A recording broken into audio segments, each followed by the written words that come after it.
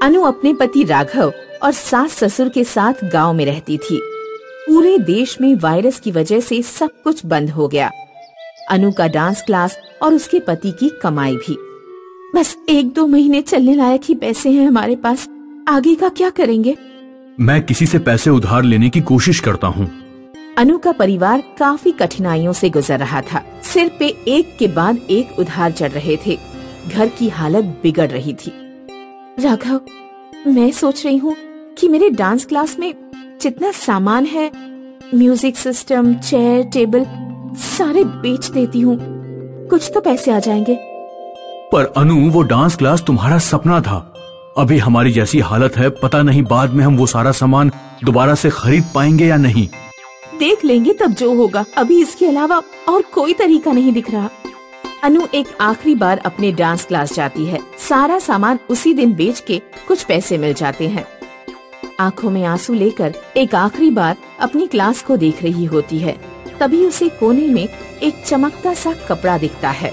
आंसू पोंछकर वो कपड़े के पास जाती है। ये क्या है? मैंने तो सारा सामान खाली कर दिया था, ये कहाँ से आया? अनु उस कपड़े को उठाकर देखती है तो वो एक बहुत ही सुंदर घाघरा होता है। उस घाघरे की चोली में छोटे अक्षरों में अनु का नाम लिखा हुआ था। हाँ, मेरा नाम? पर मैंने तो कभी ऐसा घाघरा नहीं बनवाया। इतना सुंदर घाघरा बनाने की मेरी किस्मत कहाँ है? पहन के देखती हूँ। अनु घाघरा पहनकर अपने आप को देख रही थी। उसका मन किया कि वो नाचने लग जाए और वो धीरे धीरे से नाचने लग जाती है।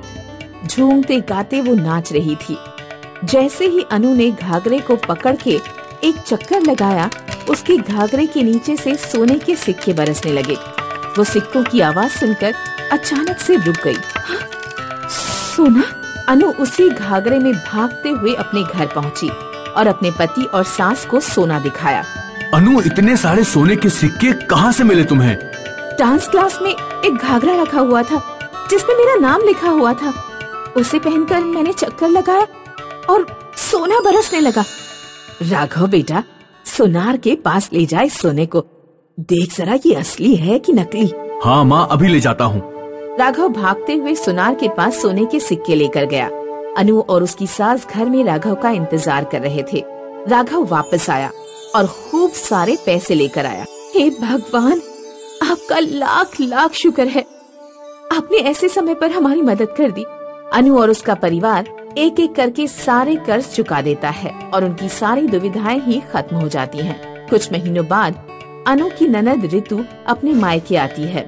वो अपने घर के बदलाव को देखते हुए अपनी भाभी से पूछती है, भाभी, पिछली बार जब आई थी तब घर की हालत बहुत खराब थी। इस बार अचानक से सब बदला बदला सा लग रहा है। बहुत सारे नए सामान हैं और आप सब भी पैसों की बिल्कुल चिंता नहीं कर रहे हैं। तुम इस बात के बारे में किसी को बताना मत प्लीज। हमें एक जादुई घाघरा मिला है। उसे पहनकर मैं नाचते हुए चक्कर लगाती हूँ तो उससे सोने के सिक्के गिरते हैं। ऋतु अपने भाभी को ऐसे देख रही है जैसे वो पागल हो गई हो। अनु ने सोचा उसे घाघरे का जादुई नाच दिखाती हूँ। वो घाघरा पहनकर ऋतु के सामने आती है। अभी देखना तुम। अनु हर बार की तरह घाघरा पहनकर नाचने लगती है और वो जैसे ही घाघरा पहनकर एक चक्कर लगाती है, उसमें से सोने के सिक्के गिरने लग जाते हैं। ऋतु अपना मुंह खोलकर अपनी भाभी को देख रही है। क्यों, अब मान गई ना? भाभी, आप लोग की तो लॉटरी लग गई है। आपसे ज्यादा खुशकिस्मत कोई नहीं है इस दुनिया में। जब भी पैसे चाहिए बस नाचना शुरू कर दो। हाँ वो तो है, पर मैंने इसका इस्तेमाल ज्यादा नहीं किया है। सासू माँ कहती है जादू वाली चीजों का इस्तेमाल ज्यादा नहीं करना चाहिए, क्या पता कब क्या हो जाए।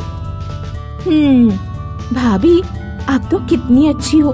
हमारे भी घर में थोड़े पैसों की कमी है। आपके पास तो ये जादुई घाघरा है। हमें थोड़ी मदद कर दीजिए। ऋतु अपनी भाभी के सामने हाथ जोड़ लेती है। अनु का दिल पिघल जाता है और वो ऋतु को उस दिन मिले सारे सिक्के दे देती है। ऋतु खुश होते हुए अपने ससुराल चली जाती है।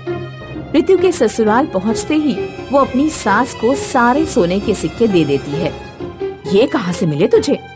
ऋतु अपनी सास को सारी बातें बताती है और सास उसे गुस्से में चिल्लाते हुए कहती है, हे भगवान, कितनी गधी बहू मिली है मुझे। बस सोने के सिक्के उठाकर ले आई। पूरा का पूरा घाघरा ले आती तो कभी पैसों के बारे में ना सोचना पड़ता।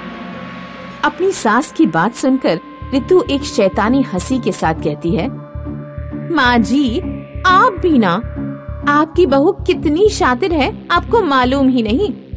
मैं भाभी के कमरे से निकलते ही चुपचाप वो घाघरा भी चुरा कर लाई हूँ। सास और बहू खुश हो जाते हैं कि अब उन पर बैठे बैठे सोने की बरसात होने वाली है। ऋतु झट से घाघरा पहन लेती है और जोर जोर से घुमाने लगती है। घाघरा ऋतु के शरीर पर चिपक जाता है और धीरे धीरे सिकुड़ने लग जाता है।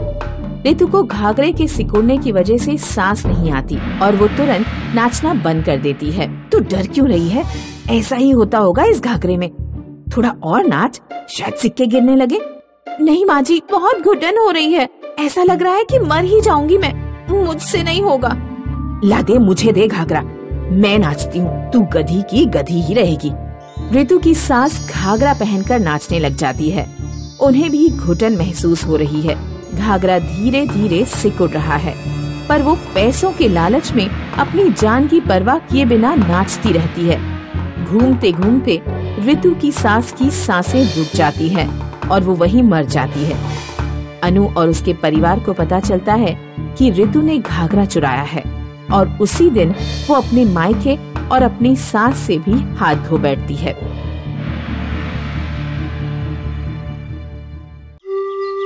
हेमा और ऋषभ की लव मैरिज हुई थी।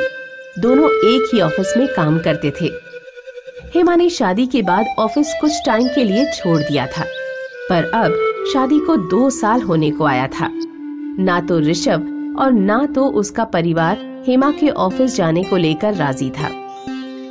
क्या जरूरत है कमाने की? मैं अच्छे खासे पैसे कमा लेता हूँ घर के लिए। ऋषभ के साथ तो बात बात पे अनबन होती ही थी और सास ने भी अपने असली रंग दिखाने शुरू कर दिए थे। महारानी जी, आज भी लेट उठी हैं। 2 साल होने को आया है तुम्हें बहू, पर अभी भी नई नवेली दुल्हन के नखरे हैं तुम्हारे। तब सह लिया था, अब नहीं सहने वाली। सुबह मेरे उठने से पहले घर का सारा काम हो जाना चाहिए। हेमा आखिर अपनी दुख भरी कहानी सुनाती तो किसे? देवर जी की पिछले महीने ही शादी हुई थी और उनकी पत्नी यानी कि हेमा की देवरानी सोनिया अपने मूड के हिसाब से बात करती थी। एक नंबर की दल बदलू। हेमा, आज छोटी बहू की तबीयत खराब है तो तुम नाश्ता बनाकर दोपहर के खाने की तैयारी में लग जाना। पर माँ जी, आज तो मैं काम से बाहर जा रही थी। हाँ तो कल चली जाओ, उसमें कौन सी बड़ी बात है। हेमा अपने वैवाहिक जीवन में बिल्कुल भी खुश नहीं थी। वो अपने मायके जाकर अपनी माँ को ये सब बताती है। बेटी, मेरे पास एक उपाय है जिससे तेरी जिंदगी सुधर जाएगी। हेमा की माँ उसे एक पहाड़ी मंदिर में ले गई। पहाड़ चढ़ते हुए एक छोटा सा मंदिर आया जहाँ लोग सिंदूर की डिब्बियां चढ़ाया करते थे। ये जादुई सिंदूर है, इसे अपनी मांग में लगाकर तू अपने पति और सास ससुर के मन की बात जान जाएगी। तू इसके इस्तेमाल से उनकी चहेती बन जाएगी, फिर तुझे कोई तंग नहीं करेगा। हेमा अपनी माँ की बात सुनकर खुश हुई और अपने ससुराल आ गई। आते ही उसने सिंदूर का इस्तेमाल करने का सोचा। अपनी मांग में वो सिंदूर भरकर हेमा अपनी सास के पास गई। आ गई महारानी, जल्दी काम पर लग जाओ, मैंने खाना बना लिया है, तू बर्तन धो ले जा। हेमा बर्तन धोने जाने ही वाली थी कि उसने अपनी सास की मन की बात सुन ली। 5 दिन के सारे काम आज ही करवाऊंगी, इसके बाद कपड़े धोने बैठाऊंगी इसे। हेमा अपनी सास की मन की बात सुनते ही अपनी सास को कहती है, माँ जी, कपड़े भी होंगे शायद धोने के। 5 दिन में कितना काम रह गया होगा, मैं धो देती हूँ, आप निकाल दीजिए। सास चौंक जाती है कि बहू ने बिल्कुल उसके मन की बात कैसे जान ली, पर वो खुशी खुशी कपड़े धोने दे देती है। माँ जी का बस चले तो पूरे साल का काम मुझसे करवा ले। उफ, क्या क्या करना पड़ता है इनको झेलने के लिए। तभी हेमा की सास उसके पीछे खड़ी होकर सोच रही होती है, बचपन में खाए बेसन के लड्डू की बहुत याद आती है आजकल।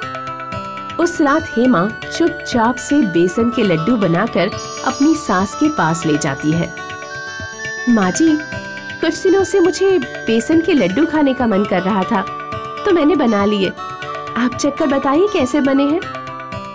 हेमा की सास की खुशी का कोई ठिकाना ही नहीं रहा। उन्होंने झट से 4 लड्डू खा लिए और खुश होते हुए बोली, हेमा, एक तू ही है इस घर में जो मेरे मन की बात समझ जाती है। कितनी प्यारी बहू है मेरी। हेमा को धीरे धीरे अपनी जादुई सिंदूर के फायदे समझ में आने लगे थे। हफ्ते भर में ही हेमा लोगों के मन की बात सुनते हुए सबकी चहेती बन गई थी। सोनिया की आंखों के सामने ही उसके हिस्से का सारा लाड और दुलार अब हेमा को मिल रहा था। एक दिन उसने हेमा को अपनी माँ से जादुई सिंदूर के बारे में बात करते हुए सुन लिया। अच्छा, तो ये माजरा है, जेठानी के पास जादुई सिंदूर है और देवरानी को ना मिले, ऐसा कैसे हो सकता है? सोनिया जब ये सब सोच रही थी, तभी हेमा उसके मन की बात सुन लेती है और अपने सिंदूर को छुपाकर कहीं और रख देती है। सोनिया अपनी जेठानी के कमरे में जाकर कोई दूसरा सिंदूर चुरा लेती है। अब तो मैं भी आपको बराबर की टक्कर दूंगी जेठानी जी। सोनिया दूसरी सुबह सिंदूर लगाकर सबके सामने आकर उनके मन की बात सुनने की कोशिश करती है, पर उसके नकली सिंदूर से कुछ नहीं होता। माँ जी, आपने कुछ सोचा क्या? भैया, आप कुछ सोच रहे हो? पिताजी, जरा जोर से सोचिए ना। सोनिया दिन भर घर वालों की मन की बात जानने के लिए उन्हें अजीब सवाल करती रही। उसके बचकाने सवाल सुनकर सब उस पर चिल्लाने लग जाते हैं। हेमा अपनी देवरानी की हरकतें देख लोटपोट होकर हंसने लगती है। हेमा उस दिन से घर की चहेती बहू बन जाती है और उस घर में उसकी जिंदगी आसान और खुशहाल हो गई।